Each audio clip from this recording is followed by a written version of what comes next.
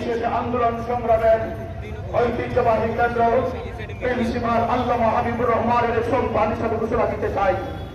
এই সেই সিলেট 1994 সালে যখন তিনি কোর্ট পয়েন্টে দাঁড়িয়ে বলেছিলেন, আমার রক্তবিন্দু থাকতে জন্মভূমি কেউ বাংলাদেশে থাকতে পারে না, বাংলার ভূমি থেকে পালন করতে বাধ্য হয়েছিল।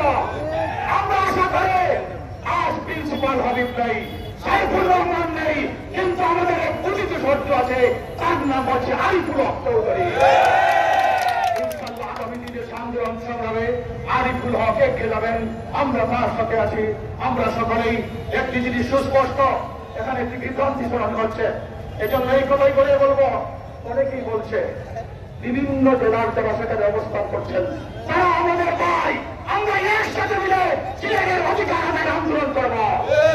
এখানে এই কথা কেউ বলবেন না, ওরা আবাদী বলে গালি দিবেন না। আর আপনারা যারা আছেন তাদেরকে মধ্যে বিভ্রান্তি সৃষ্টির চেষ্টা করা হচ্ছে।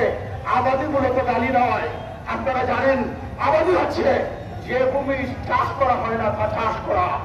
আমাদের বাইরে আসে শাহজালাল রহমতুল্লাহ আলাইহি আমার বলি হচ্ছে যা উপযুক্ত ছিল উপযুক্ত করা। আবাদী যদি হয়ে থাকেন তাহলে শাহজালাল রহমতুল্লাহ আলাইহি প্রথম আবাদী, আমরা হচ্ছি আবাদী। অধিকারী এই বিভাজন আমাদের মধ্যে আনবেন না। এই সিলেট নগরীতে নোয়াখালীর যারা আছেন, কুমিল্লার যারা আছেন, চট্টগ্রাম যারা আছেন, আমরা সকলেই আমাদের অধিকার চাই। আমরা ভাই ভাই, আমাদের মধ্যে কোনো বিভাজন এনে আমার আন্দোলনকে বিভ্রান্ত করা যাবে না। যারা বিভ্রান্ত করার চেষ্টা করবে তারা সিলেটের শত্রু, মানবতার শত্রু, এদেশের মানুষের শত্রু।